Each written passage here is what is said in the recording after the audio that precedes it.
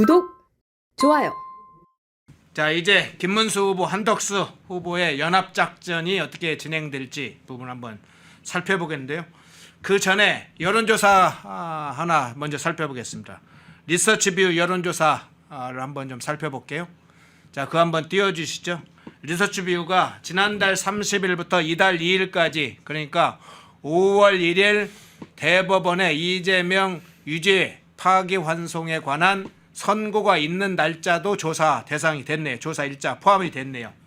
30일부터 5월 2일까지 1000명을 대상으로 여론조사를 했습니다. 이 대선 후보 양자 대결에서 어떤 후보를 지지할 것이냐에 대해서 국민의힘 제3자 단일 후보, 국민의힘과 제3자 있는 그 후보 단일 후보를 지지하겠다가 47% 나왔고요. 민주당 후보 43% 나왔습니다. 좀 뒤집힌 상황이 지금 5월 1일 이후에 조사된 결과에서 처음으로 나왔습니다. 그리고 정당 지지도 한번 볼까요? 민주당 39, 국민의힘 38, 조국당 4, 개혁신당 3, 새미래민주당 3, 진보당 1. 그래서 여기 쭉 보니까 민주당과 국민의힘은 아예 1% 차이밖에 없기 때문에 차이가 별로 없고, 새미래민주당이 또 3%, 이전보다는 더 많이 올라간 게 좀 약간 약진했다는 느낌이 듭니다. 조국당이 보통 한 6 내지 이 정도 전후했었는데 그거 한 4로 줄었고, 앞서 이제 후보 양자 대결 문제하고 정당 지지도 문제도 좀 간단히 설명을 드렸는데, 박 평론가님, 이 여론조사를 어떻게 해석을 하십니까? 간단히 말씀드릴게요. 예. 저기서 더불어민주당 후보는 이재명이잖아요. 네. 그런데 47% 띠를 보고 와 하시는 분들이 있을 거예요. 저 더불어민주당의 반대편에 국민의힘 제3지대 단일 후보에는 세 사람의 이름이 들어가 있는 거예요. 네. 김문수, 한덕수, 그리고 이준석입니다. 네네. 그 세 사람이 합쳐지면 47%라는 거예요. 잘 보셔야 돼요. 그게 지금 특정 후보 한 사람의 지지율이 아니다. 예. 그러니까 산 넘어 산이 지금 있다는 거예요. 이준석이 들어가야 47%가 됩니다. 이런 걸 잘 아셔서 저 결과를 봐야 되는 것이고, 저게 특정인의 이름이 없습니다. 저 안에 퍼센티지가 어떻게 돼 있는지 모르겠어요. 그다음에 새미래민주당 방금 허앵커가 3% 나왔다 그랬잖아요. 창당일에 가장 높습니다. 창당일에 제일 높습니까? 저는 그렇게 봐요. 네. 이게 뭐냐면은 1%대였거나 어떨 때는 맥박이 안 잡혀요. 그랬는데 그랬죠. 3%가 나왔다는 이유는 이낙연 후보가 이 뜻이 맞으면 거기 제3지대 단일화에 참여하겠다고 했잖아요. 네. 그 기대감이 반영된 수치라고 봐야 돼요. 그 3이 뿅 하고 오면 뭐가 됩니까? 50이 되는 거예요. 이길 수 있다는 얘기잖아요. 완전히. 그런데 죄송합니다. 저 용광로를 만드는데 네.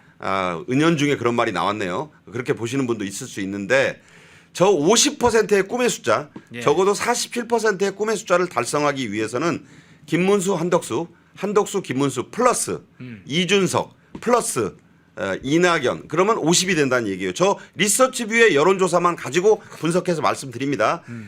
빨리 해야 됩니다. 빨리 해야 돼요. 47을 만들어내기 이전에 먼저 이재명과 대등한 수위, 그러니까 오차범위 이내, 지금 이준석이 한 6, 7% 나오잖아요. 네. 그거 인정하셔야 돼요. 그러면 그걸 빼고 보면 김문수, 한덕수, 김문수가 한 41, 2까지는 왔다는 소리예요.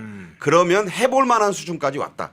저 여론조사는 그렇게 읽으셔야 됩니다. 예. 우리 강 변호사님은 지금 결과에 대해서 어떻게? 일단은 박상규 평론가님의 의견에 전적으로 동의를 하고요. 네. 저 여론조사의 기간이 날짜를 주목을 해야 돼요. 네. 4월 30일부터 5월 2일까지입니다. 그렇죠. 그 사이에 5월 1일이 있어요. 예. 5월 1일 그 이재명 선고가 오후 3시에 있었기 때문에 저 여론조사의 반은 아마 이재명 선고 직전이고 반은 이재명 선고 후일 거예요. 그래서 아마 이재명 선고 후에 있었던 5월 2일부터 지금까지 실시된 여론조사를 보면 아마 민주당이 소폭 더 떨어질 가능성이 있다라고 보여지는데, 그럼에도 불구하고 명확하고 선명한 승리를 위해서는 우리가 다 뭉쳐야 된다. 라고 저도 박상규 평론가의 의견에 동의합니다. 그 다라는 의미는 당연히 우리 김문수 후보자와 또 한덕수 후보자, 또 뭐 이준석도 포함하고 또 한동훈도 다 끌어안고 이렇게 가야지만 승리를 할 수 있다고 저는 생각을 합니다. 그렇군요. 연합작전을 이야기를 해주네요. 저 지표가 그런 부분을 말해주고 있다. 자, 김문수 후보 먼저 좀 한번 다뤄보겠습니다. 김문수 후보가 이제 선거의 핵으로 떠올랐습니다. 국민의힘 후보로 선출이 됐으니까 그 전에는 그냥 여러 후보 중에 한 명이었지만 지금은 가장 중요한 정당의 후보로 선출이 됐습니다. 자, 후보가 된 후에 지금 빠르게 조직 정비를 하고 있는데 일단 국민의힘 후보 선출된 이후에 직후에 발언 영상 여러 개 있는데 그중에 한 영상만 우선 보겠습니다. 국민 여러분, 지금 대한민국이 위기입니다.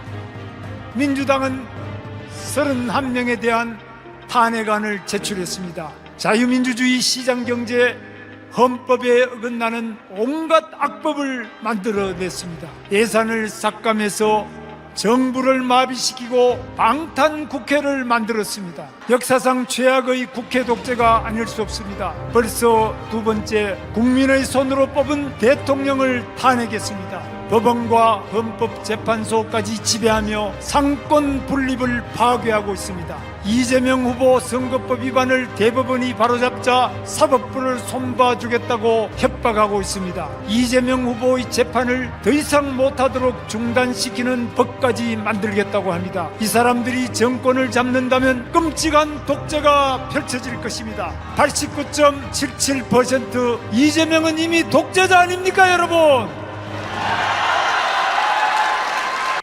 예, 김문수 후보의 경선 결과 직후 승리 직후의 발언 영상을 봤는데요. 일단 후보가 된 이후에 지금 조직을 빠르게 정비를 하고 있고 한덕수 대행과의 단일화 판도 지금 짜고 있는데요. 자, 그제는 당무 우선권을 쥔 김문수 후보가 당에 이 김문수 한덕수 단일화 선대위대의 그 조직을 만들어라 이렇게 지시를 했다는 것도 알려졌는데 김문수 후보가 이제 대선과 당무 전반에 대해서 강하게 지휘를 해갈 것으로 보이는데 이 상황 일단 전체적으로 어떻게 보세요? 지금 어제 이제 민주당의 국민의힘의 네. 신동욱 대변인이 당내에 국민의힘 안에 단일화 실무 추진 기구를 띄웠다 네. 이렇게 발표했습니다. 그리고 실무 작업이 시작된 것으로 밝혔어요. 그리고 이제 두 분이 아까 저 연설 직후에 전화를 한덕수 전 대행이 하셨다. 그래서 김문수 후보에게 축하 전화를 했다. 그것도 김문수 후보가 언론에 밝힌 내용입니다. 예. 그래서 뭐 잘 축하받고 빨리 만납시다 이랬는데 어제는 만남이 이루어지지 않았고 이제 오늘 만난다는 얘기가 지금 오늘 만난다는 나와 거죠. 있어요. 예, 그러니까 일단 만나시는 게 중요하다. 저는 그렇게 봅니다. 실무적인 것은 누누이 말씀드리지만 저런 여론조사, 방금 리서치뷰 여론조사 말고 지금 이게 만약 평일이었으면요. 오늘 평일 일요일이면 당장 나왔어요. 몇 개. 네. 그래서 자 여론조사 봐야 됩니다. 그럼 누구로 단일화를 하면 이재명에 맞서서 확실한 경쟁력이 나타날 것인가. 지금 시간이 7일, 11일 이 두 가지의 마지노선밖에 없어요. 근데 실질적으로 7일 날 하면 선거 홍보물 만들고 하는데 가장 좋다고 하는데 지금 그렇게 한가한 시기가 아닌 것 같아요. 그리고 지금 7일이면 당장 뭐 이틀도 채 안 남았잖아요. 이거 불가능합니다. 그래서 한덕수 전 대행 측에서는 9일까지도 괜찮다고 하는데 저는 11일까지도 열어놓고 봐야 된다. 네. 11일까지가 무슨 날이냐 말 그대로 대통령 후보 등록 마감일이에요. 네. 그날 오후 5시 전에 끝내지 않으면 그 뒤부터는 복잡해집니다. 그래서 흔히 어제 그런 말씀들이 언론에 많이 나왔어요. 시간은 문수편, 여론은 덕수편. 여기에 반발하는 분들도 있을 거예요. 그게 무슨 얘기냐? 국민의힘의 최종 후보가 되셨기 때문에 김문수 후보는 당무 우선권을 지금 갖고 이 선대 본부도 꾸렸고 네. 그런데 한동훈 전 후보에게 아마 연락하지 않고 공동 선대위원장으로 발표하신 모양이에요. 그것에 대해서 좀 논란은 있던데 한동훈 전 후보도 빨리 마음을 털고 나오셔야 된다고 저는 생각을 하고 그걸 떠나서 이제 이 여론조사 결과를 빨리 좀 봤으면 좋겠어요. 네. 그러니까 여론은 덕수편이라는 얘기는 왜 나오느냐? 지금까지 그 5월 5월 3일 전당대회 이전에 나왔던 여론조사를 무시하지 못하거든요. 그때까지 경쟁력이 두 분이 서로 만만치 않았어요. 그러니까 이제 전당대회도 끝났고 지금 5월 1일부터 지금까지 이루어진 이재명의 사법 리스크도 반영을 한 그 여론조사를 좀 봐야 돼요. 예. 그래서 여론은 뭐 덕수편 아니겠느냐라고 또 주장하는 분들이 있어요. 그건 전 모르겠어요. 그러니까 이게 시간이 없습니다. 왜냐하면 지금 삼국지예요. 동탁을 물리치기 위해서 그때 조조, 유비, 손권 다 모여서 삼국지 읽은 분들 다 알잖아요. 예. 이른바 5로 연합군이 모였습니다. 그 5로 연합군이 빨리 모여야죠. 그러려면 누가 대장을 하고 누가 사령관을 하고 누가 부장을 맡을 것인가. 이런 역할 분담도 돼야 돼요, 빨리. 그러니까 두 분이 다 나갈 수는 없어요. 의자는 하나밖에 없습니다. 그 의자를 서로 차지하려고 싸우는 모양은 좋지 않다. 그래서 이 여론에 따라야 돼요. 그러니까 시간을 끌어서 국민의힘의 최종 후보가 그냥 굳히기로 가는 것도 바람직하지 않습니다. 그러니까 무슨 지금의 우선권은 김문수 후보에게 있어요. 예. 당연히 그 어려운 과정을 뚫고 최종 후보가 되셨으니까 그래서 선대위 발표도 하고 뭐 다 좋습니다. 그런데 지금 보수층에서는 이재명을 이기기 위한 카드가 뭐냐는 거잖아요.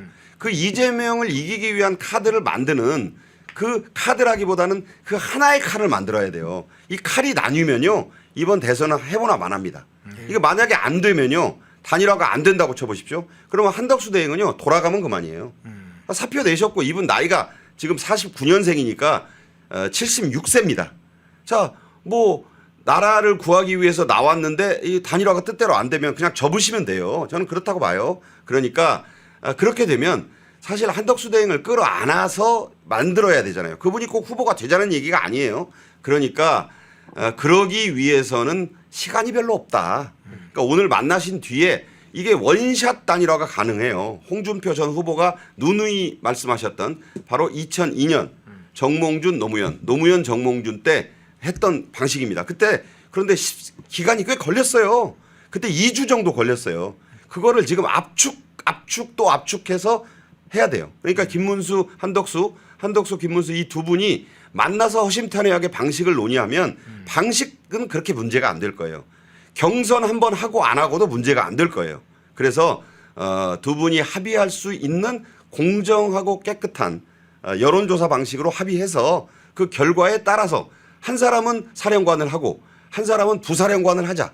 그 방식 등도 뭐 얘기할 수 있을 것 같아요. 그 다음에 아까 말씀드린 대로 그 리서치 뷰의 그 이재명을 이긴 결과를 이루어내기 위한 나머지 조각 맞추기 여기에 빨리 들어가야 된다. 우리에겐 시간이 별로 없다. 이런 말씀드립니다. 네. 그 5월 3일 이후에 일련의 과정에 대해서 두 가지 주제를 잡고 말씀을 좀 드리겠습니다. 하나가 한동훈이고 네. 하나가 경선 룰에 대해서 말씀드릴게요. 그리고 베스트안에 대해서 말씀드릴 건데 일단 한동훈에 대해서 그 한덕수 후보자라 칭할게요. 이제 한덕수 후보자가 경선 끝나고 한동훈 그 전 후보자에게 한동훈 그 전 대표에게 전화를 걸었다죠. 전화를 걸었는데 안 받았대요. 네. 안 받아가지고 문자 메시지를 보냈다는 거 아닙니까? 그리고 김문수 그 후보자가 공동선대위원장을 뭐 한동훈, 안철수, 나경원, 양양자 다 앉힌 다음에 그 다음날 바로 상견례를 했는데 선대위 뭐 공식 회의는 아니고 당의 발표는 이제 상견례 정도다. 홍준표 그 대구시장의 경우에는 탈당을 했으니까 임명을 못한다 치더라도 근데 한동훈 한동훈 전 후보자는 안 나왔어요. 그 자리에. 지금 아무런 연락도 안 되고. 이게 뭐냐. 본인은 제가 나경원, 안철수 뭐 수많은 정치인들은 선거에 떨어진 적도 있잖아요. 당선 적도 있고. 근데 이 한동훈이라는 사람에 대해서는 정말로 우리 당이 국민의힘이 꽃길을 깔아줘가지고 정치권에 들어온 다음에 그 다음에 승리만 계속 해왔던 사람이에요. 사실 총선 참패의 원인이 있는데 본인 스스로는 총선이 참패했다 생각을 안 하는 것 같고 내 선거는 아니니까 내 선거에 대해서 처음 접은 사람이기 때문에 아직 충격에 가시지 않을 거예요. 한동훈 계의 어떤 변호사는 바로 경선 끝나고 그날 밤에 페이스북에 글을 어떻게 썼냐면 이제 22대 대선으로 갑시다. 그러니까 지금 당장 6월 3일 대선이 21대인데 그걸 생각 안 하겠다는 거예요. 일단은 한동훈부터 박상수 변호사가 이제 그런 글을 올렸는데 페이스북에 딱 한 줄 올렸는데 일단은 한동훈부터 좀 다독이는 작업을 하긴 해야 됩니다. 그 표까지 끌어당겨야 되고 그다음에 이제 김문수 한덕수 경선에 대해서는 지금 김문수 캠프 내에 자강파가 있고 네. 단일화파가 있는 것 같아요. 자강파는 우리 스스로 김문수를 가지고 해보자라는 자강파가 좀 있는데 이게 뭐 김재원 그 비서실장을 앉히기 때문에 돌아가는 것 같고 단일화파는 오늘 박민식 전 장관이 그 다른 CBS 라디오에 나와가지고 이번 주 안으로 단일화를 완료하겠다 이게 단일화파인데 경선 단일화 룰에 대해서 보통 정당 후보자와 또 무소속 후보자가 단일화했던 경우 자체가 대한민국 역사에 많지 않습니다. 많지 않은데 보통은 여론조사로 했는데 사실은 그 정당 후보자 측에서는 단일화 룰을 우리 당원표도 좀 집어넣자라고 하고 싶은데 지금 희한하게 당원표를 넣어도 한덕수 후보자가 더 높게 나올 수가 있단 말이에요. 근데 그런 와중에 김문수 후보자 측에서 왜 지금 단일화에 대해서 소강 상태냐? 김문수 한동훈의 결과가 어떻게 나왔냐면 당원은 김문수가 승리했고 일반 조사에서도 김문수가 이긴 걸로 나왔단 말이에요. 네. 그렇기 때문에 시간을 끌 수 있는 명분이 있는데 아까 우리 박상구 평론가께서 말씀하신 시간은 김문수 편이다. 여론은 한덕수 편이다 해서 그 시간이 뭐냐면 돈입니다. 금전이에요. 이제까지 모든 관료 출신의 무소속 후보자들이 정치권에 들어와서 버티지 못한 이유가 하루에 1억씩 깨집니다.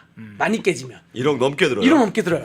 이게 그럼 일주일이면 이게 10억 뭐 이렇게 10몇 억씩 깨지는데 예. 정당 후보자는 우리 당원들의 당비로 돌아갈 수가 있는데 일반 무소속 후보자는 돌아갈 수가 있냐라는 것이고 자 베스트안을 말씀드릴게요. 네. 베스트안은 5월 10일 이전에 무조건 단일화 해야 돼요. 5월 10일 밤 12시를 기준으로 단일화를 하시고 김문수 후보자가 승리했으면 그냥 후보 등록하면 되고 한덕수 후보자가 승리했다? 바로 입당을 해가지고 국민의힘 후보자로 등록을 해야죠. 그런 과정이 진행돼야 되는 것이고요. 이게 만약에 아까 말씀드린 정말 보수 전체 후보자로 단일화하면 더 좋은 것이고 그렇게 베스트안을 말씀드리겠습니다. 예. 자, 두 가지 문제 질문만 좀 드리겠습니다. 먼저 이거 좀 드리겠는데요. 김문수 후보의 별의 순간에 대해서 여러 사람들이 이야기를 해왔습니다. 자, 남은 과정에서 빛날 별의 순간이 어떤 순간이 올지 참 궁금해지는데 어떻게 보세요? 저는 그 박근혜 전 대통령이 2007년 이명박 당시 그 후보에게 졌을 때 그때 여론조사에서 뒤집혀서 진 거잖아요. 당심 네네. 투표에서 이기고. 네. 그런데 정말 담담하고 짧고 굵게 승복을 했습니다. 그리고 열심히 뛰었어요. 그게 별의 순간이었다. 그게 그 다음 대통령이 박근혜 대통령이 되는데 결정적인 순간이었다. 아름답고 깨끗한 승복.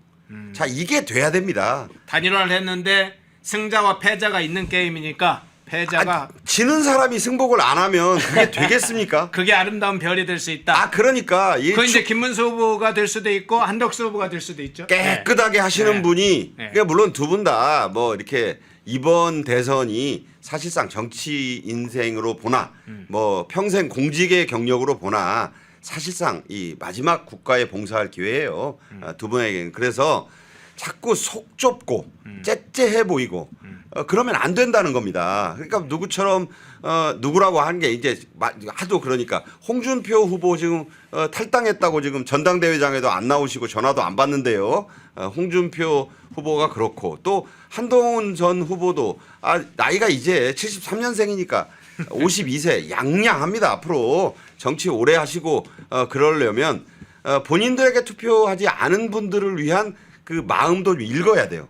왜냐하면 제가 좀 구체적으로 말씀드리자면 당장 2026년에 지방선거가 있어요. 한동훈 후보가 노려볼 만한 데가 있잖아요. 예를 들면 뭐 서울시장에 나갈 수 있죠. 그러면 그때 한동훈 후보를 도와줘야 될 표들이 누굽니까? 국민의힘에 한동훈 후보에게 표를 안 던진 분들 아니겠어요? 그분들이 이번에 한동훈 후보가 어떻게 하는 거를 보고 판단하실 거예요. 정말 속이 아프고 괴롭고 할 텐데 저렇게 나와서 잘하는구나. 그러면 마음이 돌아설 수 있다고 저는 봐요. 홍준표 후보 마찬가지예요. 사모님 손잡고 산천 경계 좋은데 돌아다니시는 거 좋고 왜 화가 났는지도 알겠어요. 그런데 이제 뭐 충분히 본인의 그걸 보이셨으니까 이제 누가 후보가 통합 후보가 결정되면 나오셔야 한다고 봐요. 그 노하우를 우리가 활용해야 될 시점이다라고 생각하고 정말 우리는 용광로를 만들어야 되고 아름다운 별의 순간은 공정한 경쟁과 깨끗한 승복에 있다. 이렇게 말씀드립니다. 저는 김문수 후보자가 이 대선을 완주를 한다면 그 별의 순간은 결과가 아니라 과정에 있을 것인데 그 과정은 이재명과의 1대1 TV 토론에서 이재명을 박살나는 거에 있다고 저는 말씀드리고 싶어요. 예. 이거는 어떠한 보수 쪽 후보자도 똑같이 할 것인데 이재명이라는 사람이 지금 민주당에 너무 옹호를 받고 우쭈쭈하고 막 뭐 러블리 민주당에서 그러면서 그 누구도 이재명의 정면에 대고 비판을 한 사람이 최근 몇 년 동안 없었습니다. 네. 정말 TV 토론회에서 이재명에 대해서 이재명의 거짓말, 사복불복, 또 공직윤리 이런 거에 대해서 조목조목 아주 따지면서 이재명을 무너뜨리는 것이 그것이 그런 과정이 김문수 후보자의 별의 앞으로 있을 별의 순간이라고 정리하겠습니다. 예. 그래서 김문수 후보자가 이제 시진핑보다도 못한 김정은보다 못한 히틀러도 히틀러보다도 했죠. 예. 못한 뭐 그런 얘기를 했군요. 자, 마지막 질문 이겁니다. 한덕수 후보 한번 광주 방문 영상 한번 잠깐 보고 오겠습니다. 여러분, 우리 통합되어야 합니다. 서로를 사랑해야 됩니다. 저는 통합 사람입니다. 사랑해야 됩니다. 서로 함께해야 됩니다. 예, 한덕수 전 대행이죠. 대선 출마를 선언한 뒤에 광주를 찾았고 그 광주 5.18 광주 민주 묘역을 찾았을 때 일부 시민단체가 막아서 참배를 하지 못했죠. 지금 그때의 장면이죠. 저도 호남 사람입니다. 이런 육성발언을 했는데 저 장면을 이제 기억을 많이 하실 겁니다. 그 후에 이제 돌아와서 이야기하셨죠. 광주에 또 가겠다. 몇 번이고 가겠다. 이렇게 시민 단체들의 반발이 있지만 돌파하겠다. 이런 의지를 밝히셨는데 각자 이 부분 한번 좀 평가를 좀 해주시죠. 돌파는 네. 걸맞지 않은 말일 것 같아요. 그래요? 뭐 저게 무슨 벽이고 전투 대상입니까? 네. 돌파는 아니고 네. 가서 마음을 녹여야죠. 녹이에요. 용광로에. 그리고 네. 가서 저 민주의 문이에요. 저기가 네. 가보신 분 알겠지만 저기서 돌아서셨는데 또 돌아서시더라도 가야 됩니다. 정말. 근데 이제 중요한 건 후보가 되신 뒤에 가야죠. 아니면 후보가 되신 분을 도우러 또 내려가시든가 그렇게 하면 됩니다. 광주 그렇게 오래 안 걸려요. 이분이 전주 출신이 아니라고 하면서 고향 논란 서울인데 왜 광주라고 거짓말했느냐 이런 분이 있는데 저분 분명히 전주에서 태어나셨고 국민학교까지는 다녔어요. 네. 그러면 적어도 한 10살 태를 묻고 10살 정도 사신 것이잖아요. 그게 고향이 아니면 뭡니까? 유인촌 문화체육관광부 장관은요. 이명박 정부 때 하도 호남 사람이 없으니까 전주라고 신문에 났어요. 그 제가 알기로도 이분이 전주가 아닌데 왜 전주지? 취재를 해보니까 어머니가 전주의 병원에서 몸을 풀었대요. 그게 다예요. 네. 근데 하도 사람이 없으니까 네. 출생지는 맞잖아요. 영어에 보면 고향이라고 안 나와 있고 뭐라고 나와 있느냐? Place of birth. 출생지가 어디냐? 맞아요. 전주예요. 전주 병원이 기록이 있어요. 근데 그분이 전주 분입니까? 그런 분도 있는데 이분은 분명히 전주에서 태어나서 10살 어른까지 살고 서울로 이사를 하셨어요. 그럼 나중에 서울 사람이라고 하지 않았느냐? 초등학교 후반부터 쭉 서울에 살았죠. 저도 전주에서 태어났는데 18살까지만 살고 그 이유는 군대 갔다 오고 지금 62세인데 제가 서울 삽니다. 그럼 제가 서울 사람인가요? 서울 사람이라고 할 수도 있고 저는 전주 사람이라고도 할 수 있죠. 그런 걸 가지고 또 물고 이렇게 비판하시는 분들이 있는데 자꾸 그런 사소한 문제들은요. 이 용광로에 넣고 해야 된다. 저는 그런 말씀을 드리면서 김문수 후보에게 지금은 헤게모니가 있습니다.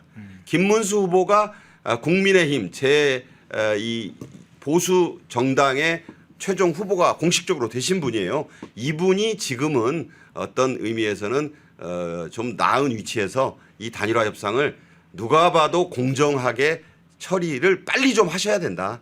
그래서 본인이 이기든 지든 아니 두 가지 가능성은 다 있죠. 왜 본인이 지는 쪽을 우려해서 안 한다는 인상을 줄 필요가 전혀 없어요. 김문수 후보 자신감 있고 제 대학교로는 저는 선배님이 되셔서 대단히 존경하는 분인데 이분이 될 수도 있고 안 될 수도 있어요. 그런데 연연할 시간이 지금 아니다 이 말씀 드립니다. 네. 그 일단은 저 장면에서 우리 광주 시민들을 과도하게 뚫고 들어가지 않고 다시 돌아올 메시지를 던지고 돌아오고 또 오겠습니다 하는 모습은 굉장히 박수를 칠 장면입니다. 지금 이재명 같은 경우에는 경호원들 막 두르고 다니면서 앞에 지나가는 사람 있으면 밀치고 다닌단 말이에요. 네네. 근데 그러지 않고 어떠한 돌아온 것은 맞는 것이고요. 저렇게 막은 이유가 한덕수 후보자께서 광주 사태라는 표현을 뭐 헌정에 가서 뭐 출입 기자들하고 얘기하면서 썼다는 것인데 광주 사태라는 표현이 잘못된 표현이라고 한덕수 측에서 발표했습니다. 말실수라고.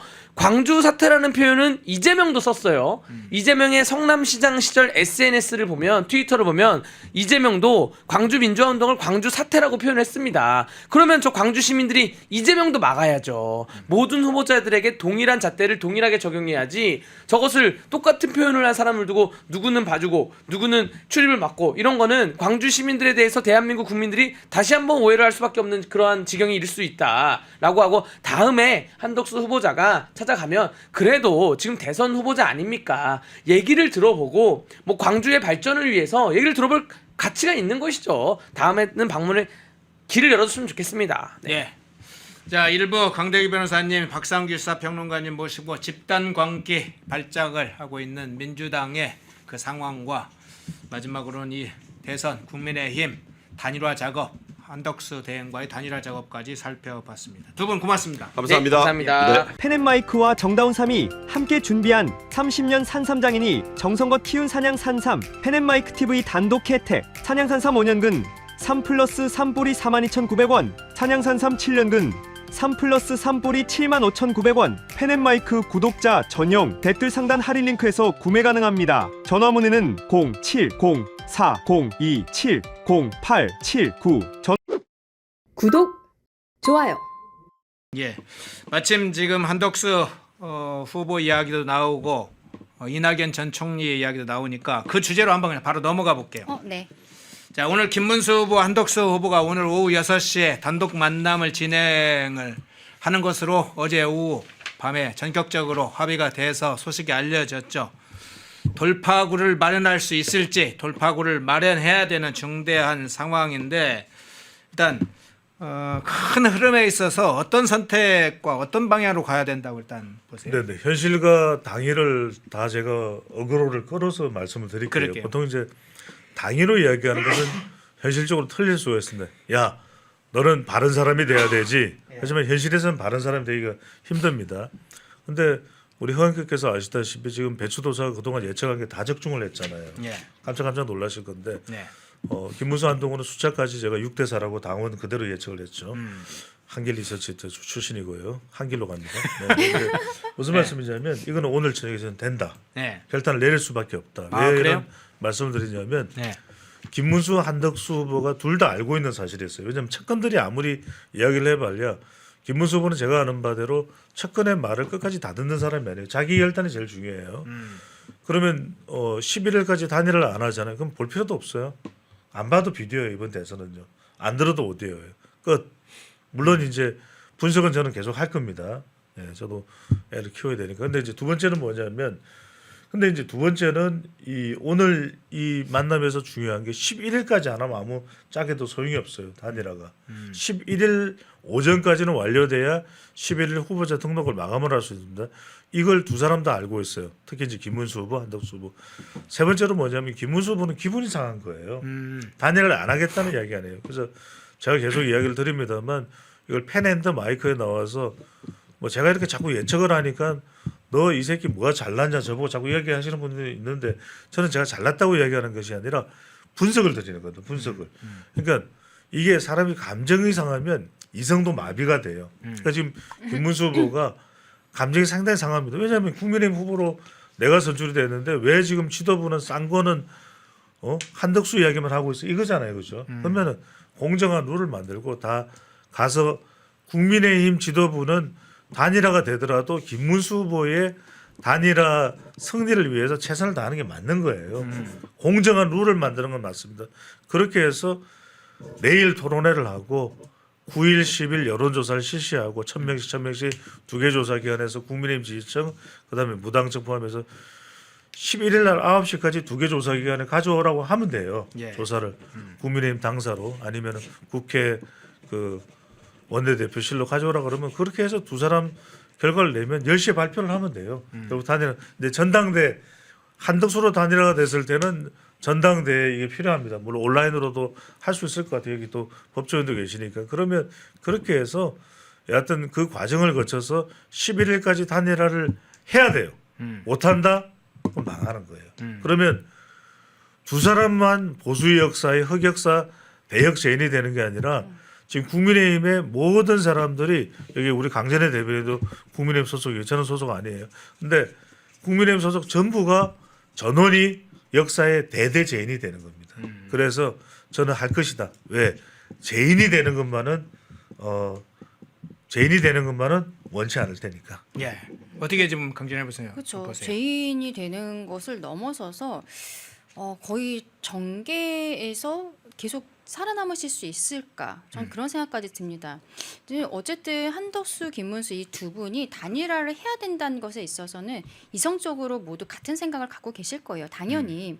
그런데 그런 얘기들이 있어요. 뭐 두 분 다 만약에 대선에서 떨어졌을 때 당권, 뭐 이런 이야기, 당권을 중심으로 지금 싸우는 거 아니냐는 이야기들도 계속 있는데 이번에 단일화가 안 되면 당권도 없습니다. 지금 당원들께서 이렇게 당을 어떻게 보면 하나로 만들어야 되는데 분열시키고 있는 이 후보들에게 표를 주실 리가 없는 거거든요. 그리고 지금 또 그 와중에 한동훈 후보 같은 경우에는 본인들 지지하는 분들을 중심으로 당원들 모집을 이미 시작한 상황이에요. 예.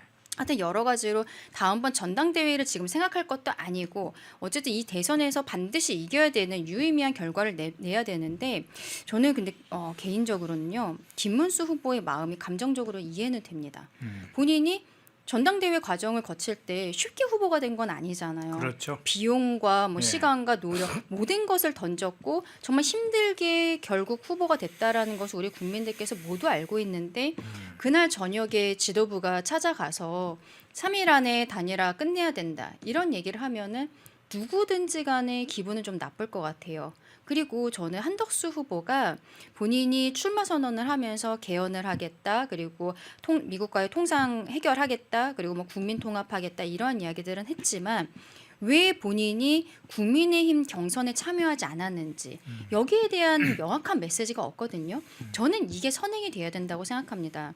김문수 후보 입장에서는 단일화에 대한 의지는 저는 있다라고 생각을 해요. 근데 지도부에서 보여주고 있는 모습에 대해서 감정적으로 속상한 부분 그리고 한덕수 후보는 왜 경선에서부터 참여하지 않았던 것인가. 물론 국민들께서 당시에 최상목 경제부총리를 이제 미국으로 보내서 2+2 협의를 하고 이런 것들 알고 계세요. 예. 시기적으로 그런 것들이 있었다는 건 알고 계시지만 본인 입으로서 다시 한번 설명하는 시간이 필요하고 당원들께도 저는 그게 당연한 그 예의라고 생각을 하거든요. 예. 근데 그러한 이야기들이 없고 어제도 관훈클럽에서 이야기를 하는 가운데 저를 지지해 주시는 분들이 더 많던데요. 이런 이야기를 하는 거예요. 근데 이거는 김문수 후보와 그 캠프 측에서는 솔직히 기분이 굉장히 나쁠 수밖에 없는 것이죠. 그렇기 때문에 김문수 후보는 일단 오늘 저녁에 그 단독으로 만나겠다 이렇게 이야기를 하고 있는데 우선적으로 감정적으로 좀 해소할 건 해소해야 되는 것이 아닌가. 그리고 김문수 후보께서도 본인이 그동안에 정치인으로서 해왔던 말이 있기 때문에 이 약속을 지키지 않는다면 본인의 정치인으로서의 미래도 불투명해진다는 것에 대해 스스로 알고 계실 것이다 생각합니다. 예, 수장님 제가 조금 구체적으로 한번 여쭤볼게요. 오늘 예. 이제 두 분이 만나서 단일을 하겠다 이렇게 이런 정도만 합의해 가지고는 전격적인 합의라고 볼 수 없잖아요. 없죠. 그건 이미 이제 두 분이 천명한 바니까 그렇죠. 사실은 적어도 단일화 일정에 관해서는 합의를 해야 되겠죠. 그럼요. 뭐 구체적인 방안은 실무진한테 맡기더라도 예. 그리고 제 생각에는 이제 권력 체제 집권을 할 경우에 연합정부나 거국내각을 구성할 것인가 문제도 저는 논의를 해야 된다고 봐요. 그럼요. 예, 그리고 또 하나는 의회 폭거에 관한 이제 개헌 문제에서 핵심은 뭐냐? 의회 독재를 어떻게 제어할 것인가 이 문제도 중요한 그럼요. 고리라고 봐요. 그 원칙 같은 것을 천명하는 그런 합의 정도가 나오는 게 좋지 않을까 이렇게 보는데 어떻게 보세요? 제가 기대하기에는 한 8시 30분쯤에 예. 합의 결과가 타결이 될 걸로 봐요. 예. 그게 안 되면 망하는 거고 다 망하는 거예요. 그러니까 그걸 모를 사람들이 아니기 때문에 저는 막장으로 가지는 않을 것이다. 뭐 계속 나오는 이야기는 제가 뭐 사람 이름까지 이야기 안 할게요. 그럼 뭐 치사해지잖아요. 누가 뭐 김문수 후보 쪽에서 누가 뭐 해방군이다 이런 이야기하고 있고 뭐 하는데 그런 이야기는 안 할게요. 진짜 자극해서는 안 됩니다. 그리고 지금 윤희숙 여의도 연구원장도 좀 자제할 필요가 있어요. 이럴 때는 제가 늘 드리는 말씀이 뭐냐면 제가 무슨 여러분들이 보시기에 나이는 많지 않지만 제가 30년 이상을 이 바닥에서 뒹굴었어요. 다 알아요. 그냥 87년 대선부터 제가 다 관여를 했던 거니까. 그러니까 무슨 말씀이냐면 감정이에요. 결과적으로는. 예. 그러니까 감정이 상해버리면 이성이 마비된다니까요. 그러니까 오늘 만남에서 중요한 것은 이미 낮 시간부터 밑자락을 싼 것뿐만 아니라 지금 주호영, 김태호, 김기현 다 나서야 돼요. 중진들이 나서야 돼요. 나서서 뭐 이렇게 해서 그동안 그래 우리가 좀 아쉽고 서운하게 했다. 그런 부분 당내에서도 자제시키고 일단 단일화가 돼서 그 룰에 의해서 진행되더라도 우리가 김문수 후보의 승리를 위해서 일단은 우리 내부에서 최선을 다해야지. 한덕수 후보는 한덕수 후보대로 지지층들이 있으니까 그게 맞는 거잖아요. 예. 그 원칙을 세우고 두 번째 오늘은 뭐냐면 타결 내용에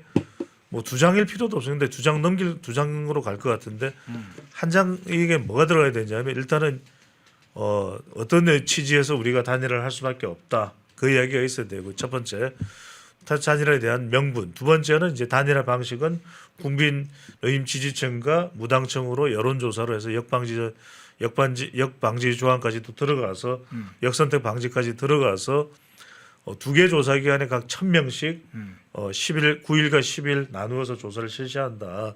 이렇게 하면 그건 추첨에 의해서 두 후보 측에서 배쳐가는 그런 조사 기관을 빼고 두 개 조사 기관을 선택한다. 세 번째로는 바로 방금 전에 말씀하신 그거예요. 예. 이 빅 플랫폼 연대를 위해서 어떤 식으로 거국 내각을 구성할 것이고 거기에 있어서는 의원 내각제가 지금 의원 내각제는 생각하면 안 돼요. 생각도 하지 마세요. 그다음에 이제 이걸 김문수 이렇게 다 어떻게 할 건가 후보들하고 이걸 이야기를 해야 돼요.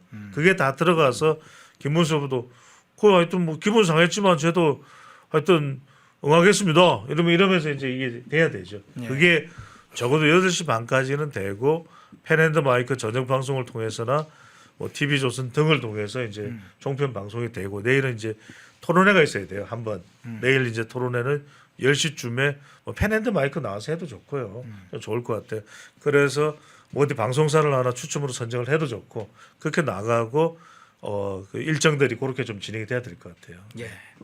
자, 그런데 앞서 이제 좀 서운한 문제 얘기를 했는데 지금 국민의힘 대변인을 또 하시고 계시니까 네. 국힘 문제에 관련해서 이야기가 좀 부담스럽게 할 텐데 이 문제는 한번 여쭤볼게요. 김문수 지사가 근데 왜 경선 일정을 중간에 중단하는 선언을 했다고 보세요? 그러니까 저는 감정적인 부분이 해소가 되지 않았기 때문이다라고 생각을 합니다. 어제 TK 지역에서 지역 유세를 다니다가 의원총회 서울에서 의원총회가 있었잖아요. 의원총회를 하면서 권성동, 권영세 두 지도부가 당장 가서 만나겠다라고 하는데 그 소식을 듣고 그리고 또 한덕수 후보도 만나러 가려고 했었는데 그 소식을 듣고 본인은 서울로 올라와 버린 거잖아요. 그래서 중단 선언을 하고 근데 어제 저녁에 또 지도부가 자택으로 찾아가고 하면서 결과적으로 오늘 저녁 6시에 만나겠다고 하는데 좀 걱정되는 부분은요. 오늘 당에서 여론조사 돌리고 있거든요. 그렇죠. 저도 조금 아까 전화 왔는데 네. 그 방송 중이어서 지금 전화를 못 받았는데 한 번 못 받으면 하루 안에 한 번 더 전화가 온다고 하더라고요. 근데 김문수 후보 측에서는 이 여론조사 하지 말아달라라고 실상 요청을 했어요. 근데 당에서 지금 이미 돌리고 있는 상황이거든요. 이것을 문제 제기해서 오늘 저녁에 만남도 또 이렇게 미루는 모습들이 생길지도 모르겠다라는 우려가 있습니다만 앞서 말씀드린 것처럼 김문수 후보도 본인의 말했던 부분들 그리고 미래의 그 정치 방향을 생각했을 때는 결과적으로는 만나야 한다는 것에 있어서는 좀 공감대가 있지 않나라고 생각을 합니다. 지금 저희 당은 좀 굉장히 여러 가지로 애매한 상황이죠. 김문수 후보가 경선 과정에 있어서 어떻게 보면은 다른 후보들보다도 단일화에 대해서 굉장히 강하게 이야기를 했었고 그리고 전당대회가 끝나면 바로 한덕수 후보를 만나서 정리를 하겠다 이렇게 이야기를 했는데 실상 전당대회가 끝난 날 바로 만난 것이 한덕수가 아닌 저희 당 지도부였기 때문에 약간 좀 초반에 틀어졌던 것이 아닌가라는 생각을 하거든요. 어쨌든 오늘 좀 정상화되었으면 좋겠다. 빠른 결론이 나왔으면 좋겠다고 생각합니다. 예, 소장님께 제 3자니까 예. 한번 좀 제가 여쭤볼게요. 저는 이제 국민의힘 지도부 문제는 한번 짚고 넘어가야 할 거라고 보는데요. 네. 어떤 일을 하든 할 때마다 이제 수순이나 원칙이라는 게 있는데 당 대선 후보가 뽑히면 우선 당 지도부가 대선 후보를 띄우려고 주력을 해야 되겠죠. 이게 1차적인 거죠. 후보를 존중을 하고 대선에서 이 후보가 당선될 수 있도록 주력하는 게 기본 원칙입니다. 그 여기에 이제 신속한 단일화를 위해서 후보 측이 구상하는 이제 방안을 듣고 그리고 그걸 어떻게 수용해서 어떤 특정한 어떤 무리가 없는 그리고 사실은 이 대선 승리의 단일화의 효과가 극대화될 수 있는 방안을 지도부와 상의해서 합일점을 좀 찾아야 될 것인데 초기부터 후보 측의 당 지도부가 대하는 어떤 자세나 외부적으로 어떤 방안을 제시하는 상황을 보면 굉장히 성의가 없다 이런 평가가 많았어요. 그래서 이 국힘 지도부에 대한 비판이 굉장히 적지 않거든요. 쌍권 이렇게 불리면서 굉장히 비판이 높은데 이 부분은 어떻게 평가를 하세요? 방금 전에 허영크 말씀하신 그대로입니다. 그러니까 네. 항상 우리가 단일화라는 것은 전체적인 그림을 잘 그려야 돼요. 그 그림 안에는 숲도 있고 나무도 있습니다. 첫 번째로는 일단은 국민의힘 후보로 선출됐으면은 김문수 후보의 승리를 위해서 극대화시켜야죠. 전체적인 분위기 업을 시켜야 되겠죠. 그래서 그 가운데 또 아주 객관적이고 공정한 단일화 기구가 양쪽에서 다 만들어져야 돼요. 네. 그러니까 협상자가 국민의힘과 그 다음에 한덕수 쪽에서 이게 이제 협의 기구죠. 그런데 이건 시간이 없어요. 11일까지이기 때문에 이건 아주 단촐하게 구성을 해야 돼요. 국민의힘에서 3명, 그 다음에 한덕수 쪽에서 3명 이렇게 바로 이 사람들은 5월 3일 끝나자마자 바로 협의에 들어가면서 권성동 또 권영세 두 사람은 우리 김문수 후보 보면서 그렇게 해야 되는 거예요. 그리고 여의도 연구원장인 윤희숙 전 의원도 너무 자극할 필요가 없고 그러니까 뭐 틀린 말을 했다 맞는 말을 했다를 떠나서 여러분들 항상 이래요. 자극은 안 돼요. 이렇게 해서 자극하지 말고 우리 김문수 후보가 단일화해서 승리할 수 있을 겁니다. 이렇게 이야기하면 되잖아요. 그 당은 그런 입장을 피해야죠. 한덕수 후보는 한덕수 후보대로 한덕수 후보 의견을 이야기하면 되고 한덕수 후보는 한덕수 후보 유리하게 이야기하는 거예요. 그거 당연한 거 아니에요. 간혹 클럽을 나가든 어디 나가든 한덕수 후보는 내가 이깁니다. 얘기하면 김문수 후보는 내가 이깁니다. 얘기하는 거죠. 그렇게 하면서 자연스럽게 이제 기구에서 제가 아까 말씀드린 이미 그건 방식도 제가 다 이야기 들었잖아요. 다른 방법이 없어요. 그렇게 하는 거예요. 그렇게 해가지고 자연스럽게 그렇게 하면서 누가 될지 누가 알아요. 뭐 여론조사에서는 한덕수가 높다 그러지만은 모르잖아요. 사람이라는 거. 토론회를 거쳐서 김문수 후보도 한덕수 후보 이상 경쟁력을 가지고 있는 게 검증되면 그건 또 국민의힘 지지층이나 무당층 마음이 아니 국민의힘 지지층과 무당층이 누구예요?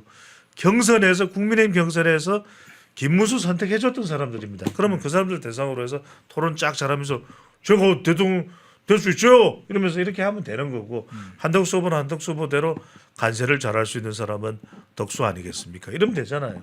그렇게 해서 두 사람이 딱 하고 딱 여론조사에서 그러면 그 결과는 말끔하게 성공하면 되는 거잖아요. 근데 참전에 이게 안타까워요. 국민의힘이 그리고 지금 국민의힘은 누가 후보가 되든 간에 지금 정책 개발을 해야 되잖아요.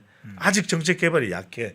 밤을 새야 된다고 제가 몇 번을 이야기했습니다. 자, 다 야전 침대 들고 와서 대선 끝나는 6월 4일 날 다 뻗을 각오를 하고 들고 와서 밤새 의원들 의원실에 100개씩 이 하루에 10개씩 제출하라 이렇게 해서 모아야 될 거 아닙니까? 그래서 그걸 여의도 연구원에서 윤희숙 원장이 취합을 해서 정말 이게 빨리빨리 이걸 또 빅데이터 분석을 하고 또 여의도 연구원의 전화 여론조사 AR에서 돌릴 수 있고 쫙 돌려가지고 그것만 쫙 빼고 대기하고 있다가 후보 결정되면 5월 10일 날 빵빵빵빵 하고 터뜨릴 준비를 하고 있어요. 이런 게 다 전략적으로 착착착착착 착착 이렇게 돌아가야 되는 거죠.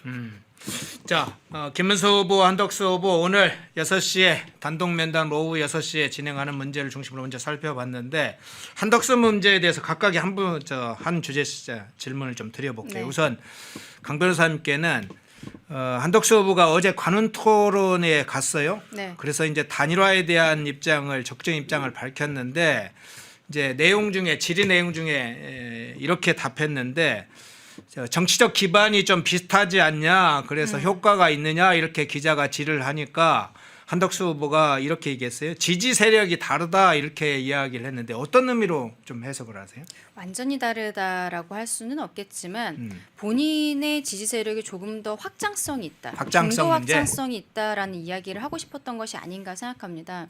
뭐 지금 보여주고 있는 행보들이 민주당 쪽의 비명계 인사들과 함께하는 모습들을 보이고 있잖아요. 제가 네네. 이낙연 전 총리를 만난다라든지 그 전에도 정대철 헌정회장에 대한 것들, 손학규, 고건 이런 분들이 계속적으로 거론이 되고 만나는 모습들을 보이는 게 김문수 후보 같은 경우에는 어떻게 보면 그동안의 이미지는 뭐 과거의 노동운동이라든지 이런 것들을 하셨습니다만 최근에 보였던 꽃꽃 문수의 이미지는 중도 확장성에 있어서는 조금 부족한 거 아니야? 라는 지적들이 있었거든요.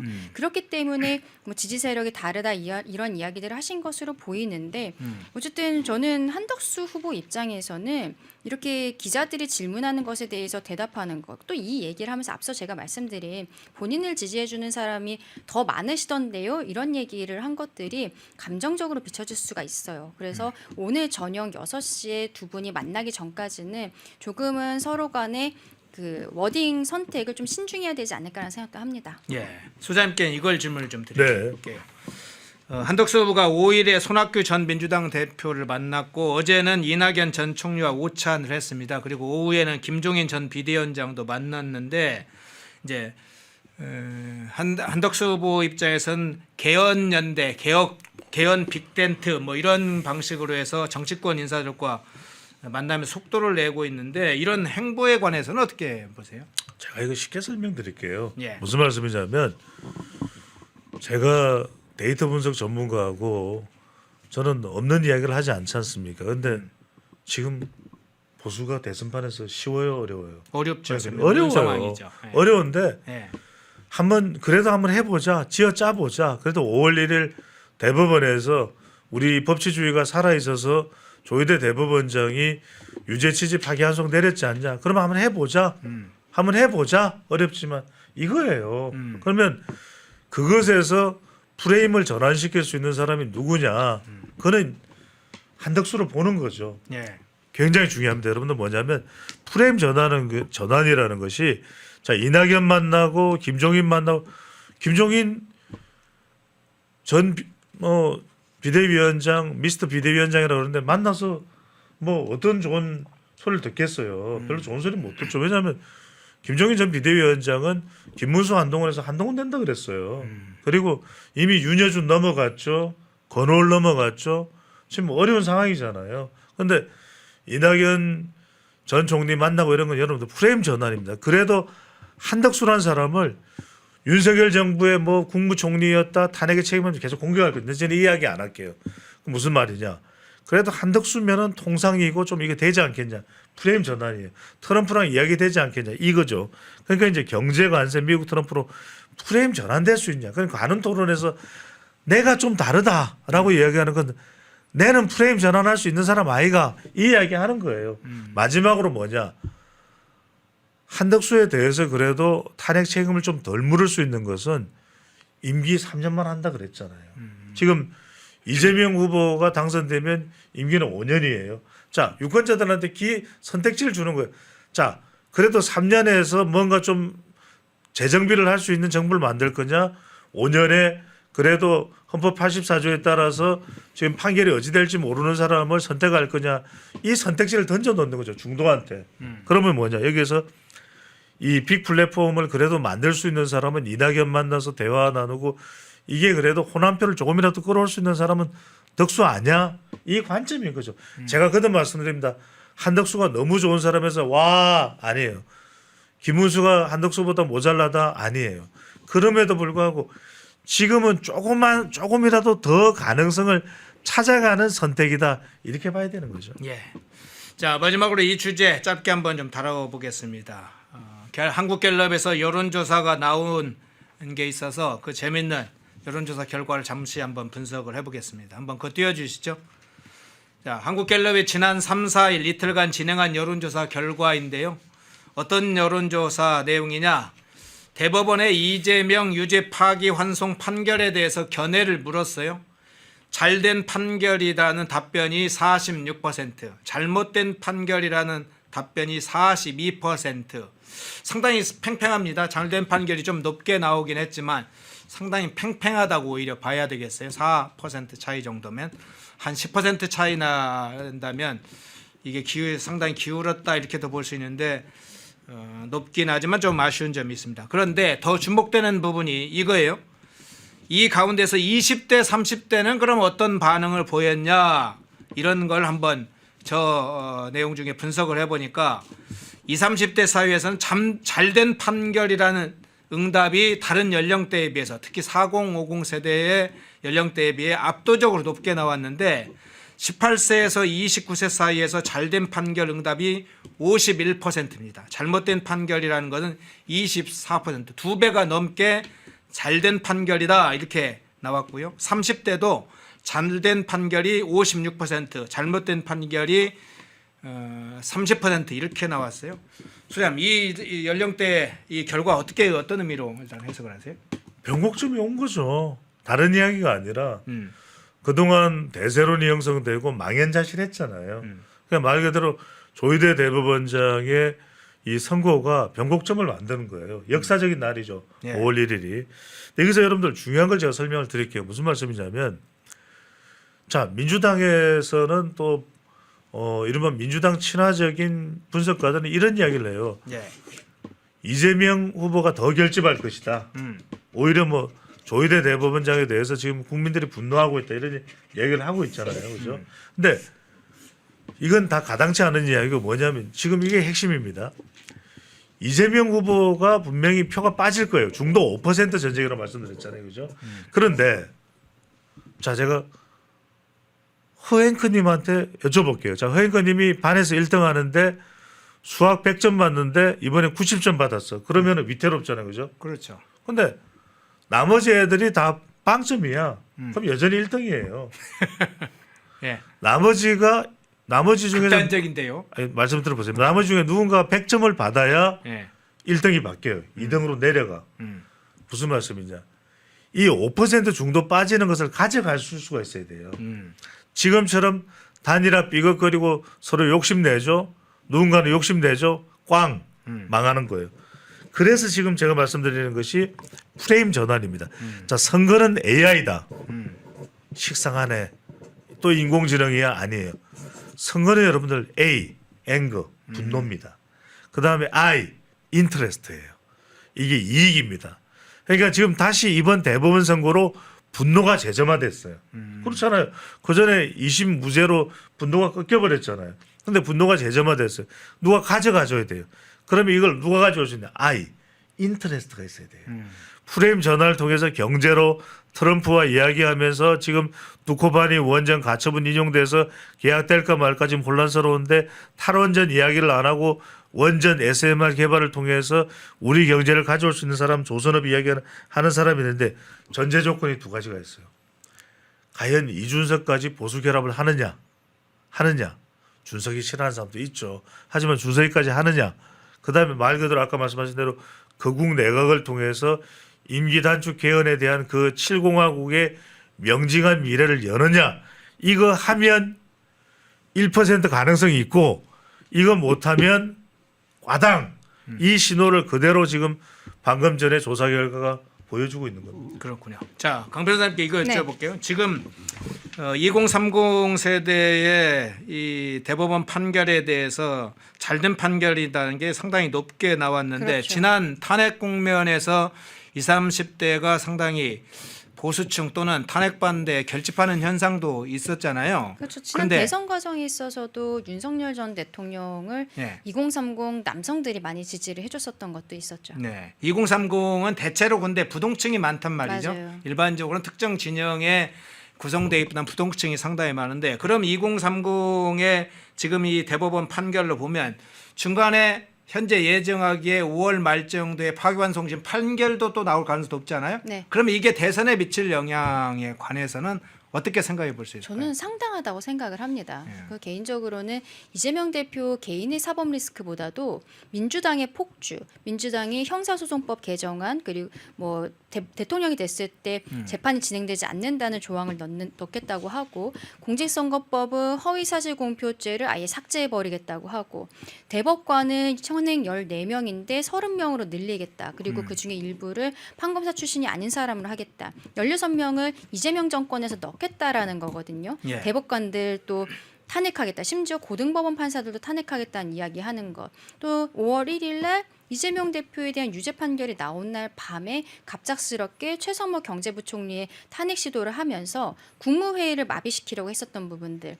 이런 민주당의 폭주가 피고인 이재명이 아닌 피고인 민주당으로서 행동을 하고 있고 이게 중도층 특히 2030의 표심에 있어서는 굉장한 민주당으로서는 악재예요. 악재를 스스로 똥보를 차고 있다라고 밖에 볼 수가 없는 것인데 그럼에도 불구하고 어쨌든 뭐 교체할 수 있는 후보 자체도 없고 본인들은 이미 이재명 일극 체제로 왔기 때문에 저렇게 하고 있는 것이 참 국민 한 사람으로서 안타깝다라고 말씀드리고 싶습니다. 제가 한 말씀만 드릴게요. 네.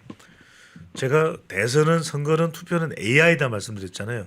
자, 2030이 분노는 했어요.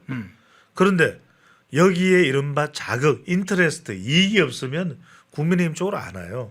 그러니까 이럴 때 중요한 게 국민의힘은 기회가 왔구나. 우리가 그러면 2030 세대를 어떻게 포섭할까? 이때 멋들어진 정책이 나와야 돼요. 그럼 항상 제가 이런 이야기를 하면은 물어봅니다. 저한테 그게 뭔데? 아니 제가 그것까지 해줘야 됩니까? 예. 그러니까 그거는 세비 받고 국가 보조금 받는 정당에서 그걸 꺼내놔야 되는 거죠. 그래야 2030이 분노한 상황에서 어딜 가야 되잖아요. 일단은 빠져는 나와서 민주당 지지로부터 있었던 사람 아니면 무당층으로부터 이제 빠져나와서 그럼 난 지지해야 되겠네. 민주당은 아닌데 누굴 지지할까 하고 있을 때 뭔가 정말 저게 된다고? 저게 돼? 그럼 나 글로 갈게. 하는 그 인터레스트. 여러분들 선거는요. 앵거와 AI입니다. 인터레스트. 이제는 이걸 올 수 있도록 사람들이 올 수 있도록 자극을 줘야 돼요. 항상 그것만 이야기해. 저거 뭐 폭거다. 그러면 국민의힘을 왜 지지해야 되는지 인터레스트가 있어야 되잖아요. 그렇지 않습니까? 그래야 삼성을 빠져나왔으면 LG에서 더 많이 급여를 주고 더 좋은 후생복지 조건이 되는 것이 있어야 가지. 아무 이야기도 안 하는데 LG로 GE로 제너럴 일렉트로닉스로 옮겨갈 이유가 없는 거잖아요. 도요타로 옮겨갈 이유가 없는 거잖아요. 그러니까 중요한 건 지금 여기 국민의힘 대변인이 계시니까 이때 탁 자극할 수 있는 쳐줄 수 있는 이른바 우리가 넛지라 그러거든요. 이걸 탁 쳐줄 수 있는 이게 자기의 언어로 코끼리는 생각하지 마. 이게 딱 나와줘야 돼요. 네. 자 마지막으로 두 분께 이제 공의 한번 질문 드리겠습니다. 이게 참 해석이 조금 안 되는 어려운 문제로 저는 조금 느껴지는데 이 지역별로 어떤 결과가 나왔는지 한번 좀 살펴보겠습니다. 자, 대법원의 이재명 유죄 파기 환송 판결에 대한 이 지역별로 결과도 나왔는데 자, 잘된 판결이라고 하는 것에 대해서 서울에서 52.3%, 대구 경북 54.1%, 대전 세종 충남북에서 52.7% 잘된 판결이에요. 다 과반 이상은 과반입니다. 과반을 넘겼어요. 서울, 대구 경북, 대전 세종 충남북에서는 잘된 판결이다. 그런데 자, 잘못된 판결이라고 본 곳도 있습니다. 광주 정남북 67.5%, 경기 인천 58.4%, 강원 제주 63.8%가 잘못된 판결이다 이렇게 응답이 나왔어요. 그래서 지역별로도 이게 좀 갈라지는 현상이 있어요. 광주 전남 호남 쪽은 조금 뭐 우리가 알 수는 있는데 그 외의 것으로 현상이 좀 나타나기도 하는데 이런 편차 문제는 어떻게 일단 평가를 해야 될까요? 중요한 게요. 여기서 지금 이 자료가 굉장히 중요한 자료예요. 예. 그러니까 지금 서울은 보수 성향이 강해요. 이게 그 성향으로 나눠졌다고 보시면 돼요. 성향으로 최근에 이제 뭐 탄핵 국면 등의 성향으로 나눠졌는데 문제는 광주 전남북 뭐 이거는 뭐 예상했던 일이잖아요. 그다음에 예. 강원 제주도 뭐 4.3 있고 이렇게 좀 안 좋아요. 하여튼간에 여러 가지 성향 자체로 보수 쪽에 대해서 우호적이지가 않아요. 그러면 핵심은 이거예요. 경기 인천 이거예요. 예. 경기 인천이 안 좋다. 경기 인천에서 점수 안 나오면 이번 대선 안 되는 거예요. 그러니까 경기 인천이 58.4면은 그래도 강원 제주나 광주 전남북보다는 상태가 나쁘진 않잖아요. 그러네요. 그러면 경기를 어떻게 잡을까? 이게 핵심이에요. 이럴 때 경기도를 파고 들어가야 돼요. 그러니까 여기는 두 가지 넛지가 들어가야 됩니다. 인터레스트로 경기도에 뭐를 줄까?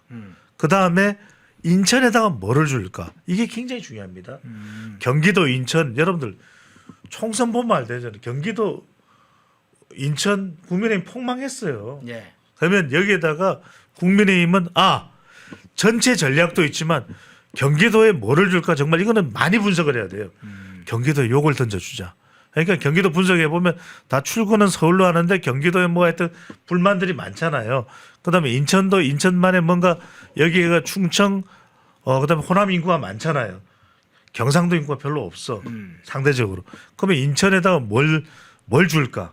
이걸 분석을 해가지고 지금쯤 5월 11일부터 12일부터는 5일 동안 인천 경기도 집중되고 누가 단일 후보가 되든지 어벤져스 군단이 구성이 되면 집중 포격을 해야 돼요. 인천 경기도에. 거의 한 열흘 동안은 인천 경기도에 그냥 누비면서 전력 108명 국회의원들이 다 여기 집중해야 돼요. 막 하여튼 후비고 다녀야 돼요. 후비고 다녀야 돼. 그걸 정확하게 이야기해 주는 게 이 조사 결과다. 데이터가 말해주고 있다. 그렇죠. 예, 강 변호사님은 어떻게 해석이 가능하요?